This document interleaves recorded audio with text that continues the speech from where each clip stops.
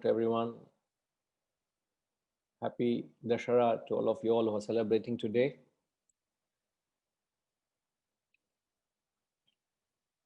The last we did was the fifth verse? Yes, the fifth verse where we learned the title of the verse was the selfishness of dependence. As long as there is a capability to earn, so long would there be a following. Later, when you live with an infirm body, none cares to speak a word at home. So,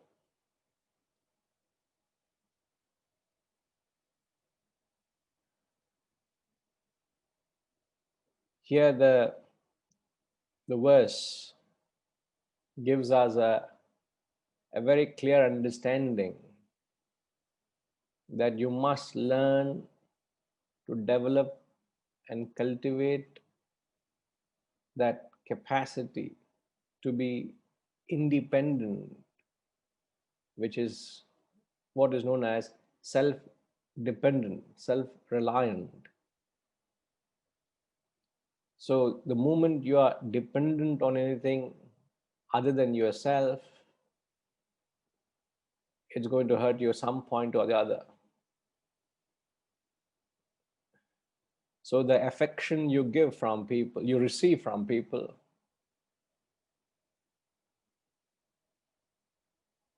it's very rare you find that you get that feeling or emotion which is unconditional. Invariably, when you receive love or feelings from others, even the near and dear, the emotion is invariably an adulterated love. It is not pure love. When your emotion, when you experience this feeling of love is to feel, is to identify with the other person for what he or she is. But the moment you claim to love or have a feeling for the other because there is in some form it serves and benefits you, it serves your interest, it satisfies you, to the extent you establish a relationship on that ground, you don't love that person for what he is, you love because they are able to satisfy you in some form or the other. We have all experienced this, and moments where our expectations, our wants, the world doesn't fit into our mental framework, instantly the emotion which we have for the world transforms itself into a disappointment, to anger or hatred or rebellious. So when we use this emotion of love, it is in fact adulterated emotion, it's adulterated love. So the equation we all left ourselves with is love plus selfishness is attachment. The love we call the emotion love is nothing but it is influenced with selfishness of people. So when there is selfishness in any relationship, so love plus selfishness equals attachment. In fact, if you ask me, one reason why relationships don't last is this selfishness, is this attachment. If there is so much love which people claim in the world out there, then why is it people can't get along with each other? It just baffles me that why people can't unlock this simple truth. Why people fail to see the point that you are getting into a selfish relationship. And as long as you are looking something out of a relationship, it is impossible to hold on to it, because it's impossible to constantly keep satisfying the other partner, isn't it? In fact, why do you fall in love with another person? Because there's something you receive from the other person, isn't it? Would you have a feeling for someone when that other person doesn't cater to you? No. So the first step itself is wrong. That doesn't mean you shouldn't receive emotions, but the first step of a relationship is I'm getting something out from that person. And thereafter, you're just building on that expectation that other person is going to fit into my mental framework. He's able to give into my needs or satisfy my needs, whatever it be. And you're constantly feeding each other, constantly. And a time comes when you cannot, and that's the where relationship snaps. They can't do that. It's impossible. It's impossible for the world to constantly satisfy you. Remember this. On the contrary, would you want to be in the company of someone who constantly wants something from you? How many of you want to be in a company of someone who constantly seeks something from you? Huh? I don't think any one of us would want to be, isn't it? You would want to be in a position to be a receiver, not a taker. So as long as there's selfishness in that relationship, it will snap. The moment you are unselfish, you find there's pure love. So the message was very clear. Love plus selfishness equals attachment. Take away the selfishness from your attachment. Attachment minus selfishness is love. So try to get into this capacity, try to get into this frequency of establishing this relationship wherever you go. You'll find you'll be able to get on with relationships. So you may be clear, but when people realize that you're of no use to them, and if the world treats you that way, remember, don't be. How many of you watched that movie we spoke about last week? What was that movie we spoke about? Yes, Mickey ji? Up in the air. Yes, sir. Did you get time to watch it again?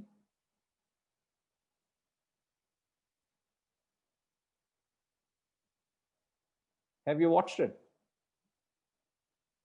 Sorry, can't hear you, sir. I think you'll have to unmute, please.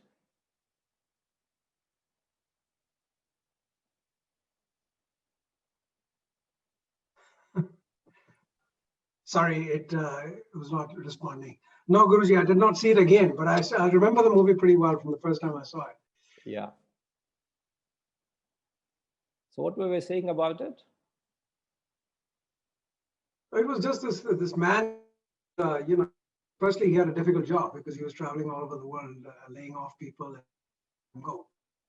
And then he thought he was building a relationship with somebody, and it turned out to be completely a false premise. And it just begins to, show the sometimes how badly we can misread situation, and sometimes how late the realization comes, as it came to this guy. So. Yeah. I think that the very powerful message there is the world only wants something from you. The world doesn't want you. You're not wanted. And the moment you that message hits you hard, realize it. You understand and you tap that potential to be self-reliant. Many people are not self-reliant. Many people are dependent on external factors. The moment any of those external factors go, life collapses. It's very, very difficult to be prepared for all of that. Yes, sir. Go ahead, sir. I just had a question, Guruji, which is that if you take, for example, the love that a mother has for the child, particularly a newborn child, or if you take animals, the same sort of protective instinct, that seems to be pretty selfless love, right? And I guess that is partly because they don't have an expectation of return, partly it's biological, but how does that fit in with what you're saying, that, intrinsically that relationships are transactional? Now, as you go on, you start developing an expectation or attachment. But initially itself, there is my child, that I and my is very much there. It's understandable. I'm not saying anything wrong about it, but understand that when the world doesn't turn back and acknowledge, I know people who have destroyed their lives, who constantly go through pain and agony. Other day I was talking to someone, how long can I carry on? How long can I carry on when you're not being respected, when you're not being acknowledged, when people are not grateful for what you're doing, going out of the way? How long? How do you say that? What do you say to that, Nikiji? Uh, and I'm talking of people in relationships where they're talking about their own near and dear, and they're doing so much for them, and then they're unmindful of it. Right, that's true. So, but as long as there is an expectation within, you'll suffer. So the verse only brings out the realities of life, that there are people out there, they are takers. They only want something from you. They don't want anything. They don't want you. In fact, the same mistake we all commit. There's a verse in the Gita which says we all go to a place of worship only to seek something from God, don't we? It's true. There's a verse which says, Chaturvidha bhajante mam jana sukruti norjuna artho jignya surartharthi jnani cha bharatarshabha. He says, there are four types of seekers who come to me, as it were the Lord is saying. The first type of people come for material solace. Second, he says, come for some physical benefit. And third, come for emotional, intellectual. The fourth, he says, they are the rarest of people. They come to me to seek me. They don't come to me to seek anything from me. So we seem to have that kind of relationship even when we approach God. So where it is. So that's what I'm saying. It baffles me. Why can't we have a pure relationship? I don't have anything to ask. I just want to have a pure emotion to give and take, man. Why can't there be a pure transaction of feelings? Why is it always have to be conditioned? Why is it always have to be influenced by an expectation? I can't understand this. And very difficult to convey either. You understand it?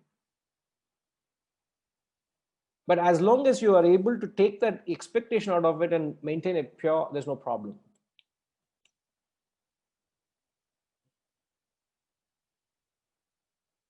Vanitama, you're following?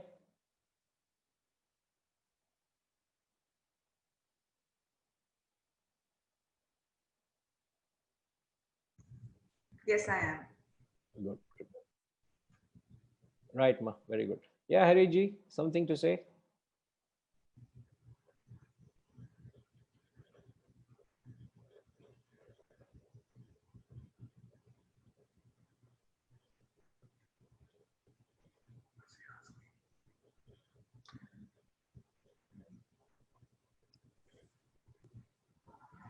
I think, Hariyo, Hariyo. I think even the love that we have got with an infant baby, there is an indirect expectation, or you get a love from that baby too. You feel happy to see the baby. There is a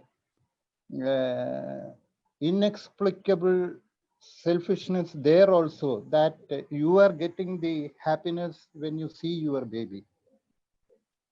And this happens only up to few months, but when the baby becomes more active and more mischievous and more naughty, then that relation at the time is totally different than the feeling that we have got towards the baby when it is totally infant.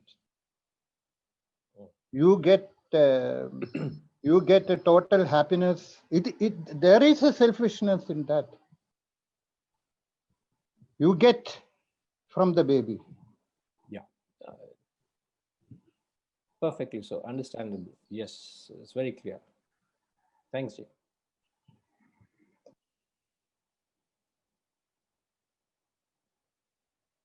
All right. So let's move on.